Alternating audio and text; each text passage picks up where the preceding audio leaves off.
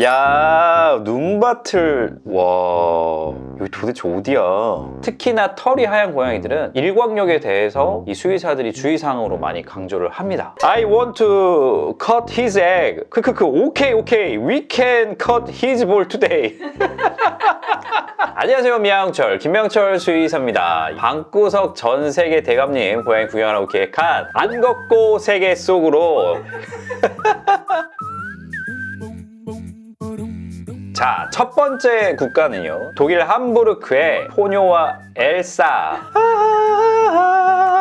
너무 귀엽습니다. 지난달에 엘사를 데려왔어요. 독일에서 고양이를 데려오고 키우면서 한국과 다르다고 느꼈던 점들을 제 개인적인 경험 위주로 조금 풀어보려고 해요. 일단 분양 과정부터 차이가 있었다고 합니다. 독일은 보호소 입양 자체가 정말 까다롭습니다. 맞아, 이거 중요해. 까다로워야 돼. 서류, 인터뷰, 집 구조 확인 등이 모두 진행되어 이거 진짜 필수예요. 제가 나비야 사랑해에서 저희 첫째 사모님 데려올 때도 기준이 있었어요. 대표님이 저희 집 가정방문 하셔가지고 중문이라던가 방묘창이라던가 이런 거 체크를 꼼꼼히 다 하셨거든요. 저 탈락됐으면 사모님이랑 같이 못 살았습니다. 서로 잘 맞을지 확인하는 과정에서 냄새 교환, 상대 고양이가 너무 막 거부감을 보인다거나 하악질을 한다거나 이런 모습을 보이면 또 이게 결격 사유가 될 수 있는 거고, 인사를 미리 시켜준 거죠. 아, 이거 진짜 섬세하다. 그리고 이거 진짜 중요한 포인트. 독일에서는 새끼 고양이를 12주 이상 보내야만 분양이 가능해요. 너무 좋다. 어미 고양이랑 충분한 사회와 형제 자매면이랑 시간을 보내야지 나중에 이 친구들이 다른 고양이들랑 사회성이 충분히 있을 확률이 높거든요. 그래서 정서적 건강에도 필수적인 부분이고, 그 다음에 면역적인 부분에 있어서도 가장 베스트이긴 하죠. 아, 부럽다. 독일에서는 동물복지법이 있는데, 동물은 고통, 스트레스를 줘선 안 되고 적절한 먹이, 돌봄 환경을 제공해야 한다는 것으로, 즉 고양이의 행동, 삶의 질을 법적으로 고려해야 된다는 원칙이 있습니다. 이게 뭐 학대의 개념을 떠나서 안 되는 게 아니고 해야 되는 것까지도 법으로 지정을 해버린 거야. 사냥놀이도 꼭 해줘야 되는 거지. 또 다른 점은 병원에 있어요. 병원에서는 고양이가 병원에 오래 머무는 것 자체가 스트레스라는 인식이 있어서 한국처럼 광범위한 검사 항목을 다 하고 체계적으로 체크하는 것보단 불필요한 스트레스를 최소화하는 쪽이에요. 살짝 아쉬운 포인트이긴 합니다. 요구해봤자 안 아픈데 왜? 라는 질문이 돌아올 것이거든요. 저는 이 부분은 조금 아쉽습니다. 건강 상태에 대해서는 세밀하게 접근할 수 있으면 당연히 좋죠. 미리 예방 관리가 가능하니까요. 근데 유럽은 이런 부분에 있어서 우리 아시아권, 이런 문화권이랑은 조금 생각하는 부분에 차이가 있고, 당연히 의료비도 너무 비싸서 상위 개념의 검사들, 이런 것들을 그냥 손쉽게 진행하기가 너무 어렵습니다. 마지막으로 고민이라면 주택으로 이사했을 때입니다. 여기 사람들은 주택이면 거의 기본적으로 고양이를 밖에 내보내는 문화라서 나중에 고양이들 외출시키는 게 맞을지, 지금처럼 실내 위주로 키우는 게 맞을지, 그건 앞으로도 계속 고민하게 될 것 같아요. 마지막 고민은, 원래부터 그냥 실내 생활을 포뇨 엘사가 잘하고 있었으면 다음에 이사를 가셔도 그곳에서도 실내 생활을 그냥 유지하시는 게 맞을 것 같습니다. 그리고 아무래도 외출냥이로 생활을 하게 됐을 때는 그만큼 리스크가 올라가는 거는 사실이다. 아무래도 외출을 하게 되면 다른 고양이들하고 싸워서 생기는 어떤 교상, 교통사고의 위험성, 이런 부분들은 분명히 위험도가 높아지고, 이미 집에 잘 적응하던 친구라면 굳이 그럴 필요가 없겠다라고 말씀드립니다. 야, 또 독일이야. 독일에 사는 깽꽁단. 현지 사람들이 깽이랑 꽁 발음을 못해서 서류상 이름이 릴리아 로제고, 악갱이와 악꽁이 깽꽁단이라고 부르신다. 이야, 느낌 있네요. 아우, 여유로워 보여. 아, 나도 캐티어 진짜 하고 싶다. 얼마나 재밌을까? 자, 많은 사람들이 외출냥이로 키우기도 하는데 저는 그렇게는 하지 않지만 혹시 모를 상황을 대비해 목줄은 항상 채워둡니다. 생각보다 자주 길거리에 고양이 찾는 전단이 있거든요. 여러분, 필수 불가결이라고 제가 말씀드렸죠. 외출냥이가 되는 순간 이런 일이 비일비재할 수밖에 없어요. 단점을 꼽아보자면, 한국처럼 기능성 식기, 고양이 전용 이동 가방, 캣휠 등등 고양이 특화된 것들이나 막대 장난감 종류가 좀 적습니다. 오뎅 막대를 안 판대. 근데 이건 그냥 유행이 없는 독일 특징일 수도 있어요. 유행이 없어도 고양이한테 필요한 어떤 필수적인 요소들이 있을 것 같은데 이런 것들이 좀 부족하네요. 마지막으로 고양이 집사라서 가장 싫은 건 12월 31일 불꽃놀이입니다. 해주고 나면 그냥 집 앞에서 그냥 폭죽 다 터뜨리고 콩알탄 던지고 난리 나고 소리 지르고 막 엄청 시끄러운 문화가 있나 보구나. 진짜 무서워하겠다. 그러다 보니 애들이 기겁을 해서 숨어요. 처음 악갱이랑 실베스터 넘어갈 때 애가 3일가량 중간중간 개고흡하고 계속 깜짝깜짝 놀라서 지금 일주일 전부터 질캔을 먹이고 펠리도 틀어주는데 당일에는 숨어서 안 나옵니다. 안 나오겠다 나 같아도. 질캔만으로 부족할 것 같습니다. 그 행사날 전후로 안정제 좀 복용이 필요해 보인다라고 판단이 되네요. 자, 다음은 네덜란드입니다. 지리적으로 문화적으로나 이 또 독일과 유사한 나라가 있다면 네덜란드일 텐데 네덜란드에서도 펀치 레터가 하나 왔습니다. 야, 네덜란드에 살고 있는 고양이 남매입니다. 원래는 저희 지인 고양이였으나 지인의 천식이 심해진 이후로 알레르기가 너무 심하셨구나. 그래서 집으로 왔는데 첫째 시리 4살. 그리고 또 이름이 시리인 이유는 위쳐 시리즈에 나오는 공주 이름 시리. 그러면은 남자 주인공 그 뭐지? 간돌프? 그렇지 게롤트 남주 게롤트. 3살 네덜란드 반려묘가 살면서 신기하고 불편했던 부분, 시 동네 보호소에서 고양이를 입양하는 게 굉장히 보편적이다. 이거 너무 좋은 거지. 그리고 입양 절차가 매우 까다롭다. 이거는 독일하고 거의 비슷한 부분이네요. 보호소가 보기에 분위기가 안 맞을 것 같다고 하면 탈락이래요. 너무 외향적인 집에 너무 소심한 고양이가 가면 탈락 이런 건가? 그럴 수 있죠. 뭔가 좀 안락하고 따뜻한 분위기여야 되는데 가서 봤더니 막 핵 인싸 느낌. 어제도 파티한 거 같이 막 여기 술병 쌓여있고 이러면 안 되는 거지. 네덜란드는 세계 최초의 유기견이 없는 나라로 알려져 있는데요. 동물보호법이 굉장히 강력하고 반려동물 등록도 의무화가 되어 있습니다. 그만큼 또 시민들의 인식도 매우 높은데 이런 부분은 정말 부럽네요. 그리고 세 번째, 병원의 일처리가 좀 답답하게 느껴진다. 또 수술하려면 큰 병원 가야 되고 또 추천서 받아야 되고. 그냥 가면 받아주지도 않는데요. 한국에서 어때요? 이런 시스템? 아마 이렇게 동물병원 되면 그 동물병원은 다음날 문 닫을 수도 있습니다. 안녕하세요, 미양철 김명철 수의사입니다. 해외에서 봐주시는 분들이 계시다는 거를 알고는 있었는데 전 세계 곳곳에서 사연들을 보내주셔가지고 엄청납니다. 독일과 네덜란드가 동물복지에 관해서 철저한 제도의 영역이었다면 여기는 완전 다른 느낌일 것 같습니다. 다음은 몽골로 떠나봅니다. 현관문 앞에서 만난 몽골 고양이 мя동석. 이 볼대구가 중성화 수술 안 해가지고 아주 그냥 볼이 그냥 저작근이 발달해서 빵빵합니다. мя동석입니다. 그래서 동석이와 인연은 당시 묵던 집 현관문 앞이었어요. 고층 아파트인데 고층 아파트 현관문에서 아시는 분은 아시겠지만 이때가 2월이었대. 영하 40도. 올라올 만했네, 동석이가. 동석이 살라고 올라왔네. 몇 달 후면 나라를 떠나야 해서 아이를 책임질 수는 없지만 또 따뜻한 밥 한 끼라도 먹여보내겠다는 마음으로 집에 들였다. 동석이는 참 착한 고양이였다. 애가 너무 더러워서 만난 지 10분 만에 씻기고 와 이게 진짜 착하네. 이 씻기는 거를 가만히 있었다고? 밑에 전단지 만드셨는데 프린터가 안 됐나 봐. 직접 그림 약간 미술 전공하셨나요? 한 장 한 장 손으로 쓰시면서 그렸어.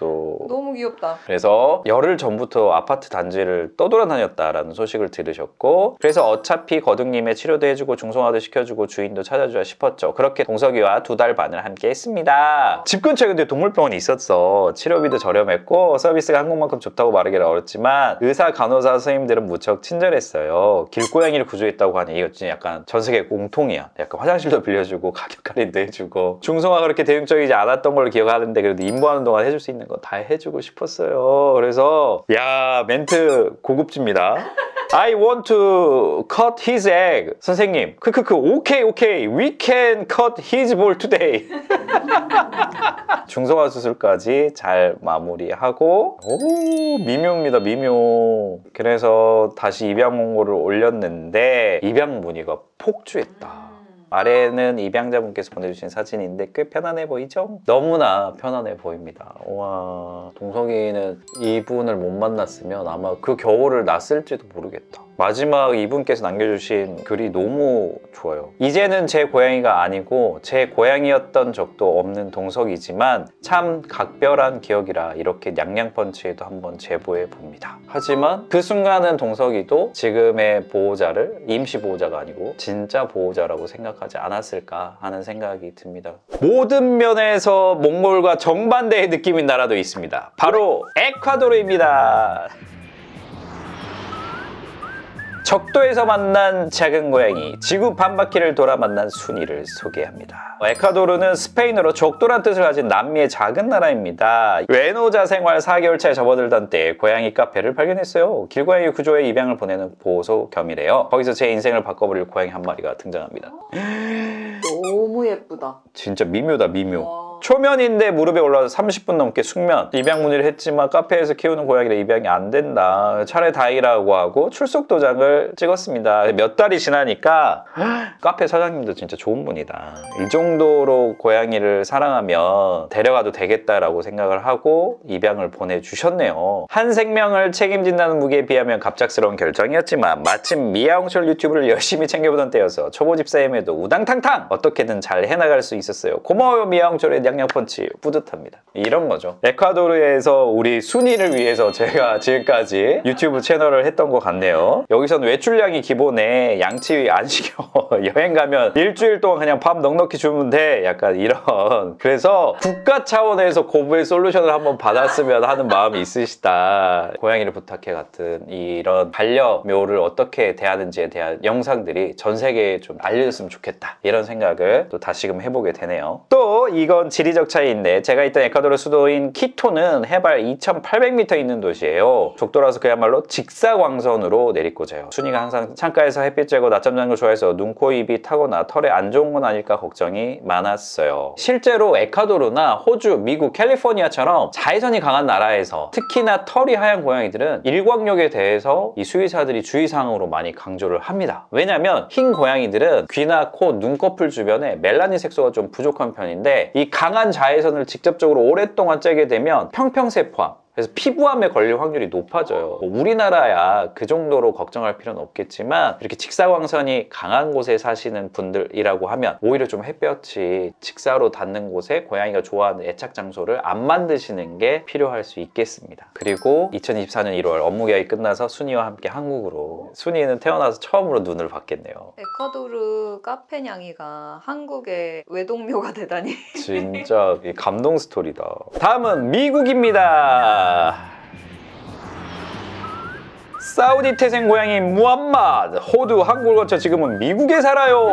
5년 전 사우디아라비아에서 일을 하시다가 유기동물 보호소에서 태어난 아기 고양이를 입양을 하셨고 사우디에서 태어났으니까 이름도 무함마드. 그래서 풀네임이 무함마드 호둘리. 이때 이렇게 귀여웠었네. 새끼냥일 때. 2개월 때부터 키우면서 미아홍철 유튜브에서 배운 대로 양치교육 일찍부터 시켰어요. 잘하셨습니다. 안기는 걸 안 좋아해서 마주보고 양치합니다. 근데 엄청 잘하네. 세계를 누빈 호두, 사우디, 한국, 미국으로 이동하면서 비행기를 벌써 2번이나 탔습니다. 이 사진 너무 생경하다. 이 보안 검색대에 고양이가. 제가 이거 근데 쇼폼 영상에서 봤는데 이런 식으로 고양이를 안고 이 검색대를 통과를 해야 되더라고요. 저는 좀 불안불안하긴 했어요. 만약에 이랬을 때 고양이가 놀라면 갑자기 뛰쳐나갈 수도 있어서 이런 부분도 조금 개선됐으면 좋겠다. 그래도 목줄도 하고 있었다라고 하니까 좀 안심이 되네요. 세 나라에서 고양이와 함께 실제로 살아본 경험을 바탕으로 나라별 반려문화 차이를 소개해 볼게요. 사우디는 길냥이가 엄청 많습니다. 동물에게 해코지하면 안 된다는 인식이 강해서 대부분의 길냥이들이 온순하고 친화적이에요. 한국, 와, 용품 뭔가 이렇게 좋아 보이냐? 화보 같다. 미국, 아파트 행사가 있으면 반려동물 간식이나 장난감을 주기도 하고 가끔 반려동물 자랑하기 같은 이벤트도 열려요. 와, 주변에 가까운 동물병원이 거의 없어서 진료 보려면 30분 운전해야 됩니다. 진료비가 너무 비싸고 대신에 보험 상품이 좀 발달되어 있습니다. 미국에는 길냥이가 없어요. 애니멀 컨트롤이라는 동물관리 기관이 있어서 길거리를 돌아다니는 고양이나 강아지를 발견하면 구조의 보호소로 데려가 버려요. 그래서 길냥이는 보기 어렵지만 대신 여우, 사슴, 다람쥐 같은 야생동물을 보는 재미가 있어요. 그리고 여기 미국에는 길냥이가 없다라고 하셨는데 확실히 또 한국보다는 미국에서는 보기 힘든 환경일 수 있을 것 같습니다. 사진에서처럼 야생 야생동물도 많이 있고 보호소 시스템도 갖춰 있고 환경적으로도 한국과 같은 골목골목이 아니라 주택가가 넓고 숨을 공간이 많아서 상대적으로 눈에 좀 덜 띄는 게 아닌가 싶기는 하네요. 이외에도 미국 시카고, 캘리포니아, 루이지애나 등 각지에서 사연을 보내주셨는데요. 제가 사연을 쭉 보다 보니까 미국뿐만 아니라 대부분의 사연에서 고양이 용품에 대해서는 아쉬움이 느껴지는 게 공통 포인트더라고요. 장난감, 모래 이런 고양이 용품류 종류가 상대적으로 이쪽에서는 좀 빈약한 게 아닌가 하는 생각도 듭니다. 다음은 도쿄입니다.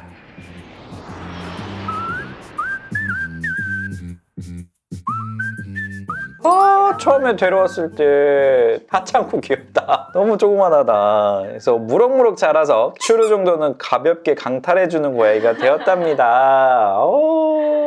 일본은 베란다에 샤시가 없어요. 지진이 잦아서 안전을 위해서라고 알고 있는데 채채가 온 뒤로는 그게 장점이 되어 새나 벌레가 찾아오기만을 기다리고 있어요. 채터링도 한다. 귀엽네. 개인적으로 느낀 한국과 일본의 다른 점은 추루 같은 간식이나 사료 종류는 일본이 좀 더 다양하고 싼 것 같아요. 다만 벤토나이트 모래의 종류가 적고 한국 모래보다 좋지 않은 것 같아서 좀 불만입니다. 일본에서는 두부 모래나 펠렛 같은 종류를 선호한다고 들었어요. 이 부분은 고양이 친화적이진 않다. 행동학적으로 봤을 때는. 그리고 몇 년 안에 이사를 계획하고 있는데 일본은 한국보다 반려동물과 함께 사는데 규칙이 까다로운 것 같아요. 지금 사는 곳처럼 소형견 혹은 소형고양이 한 마리만 가능하다는 식의 룰이 있습니다.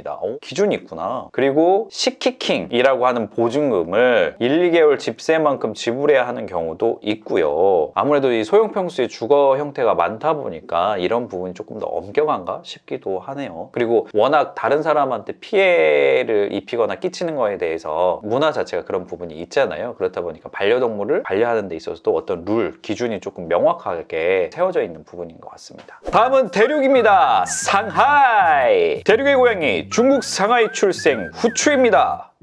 제 고양이 후추는 올해 6월 허피스에 걸려 어미에게 버려진 상태로 제 중국인 친구에 구조됐습니다. 이 상태였으면 어미 고양이 보호도 못 받고 생존이 거의 불가능했겠다.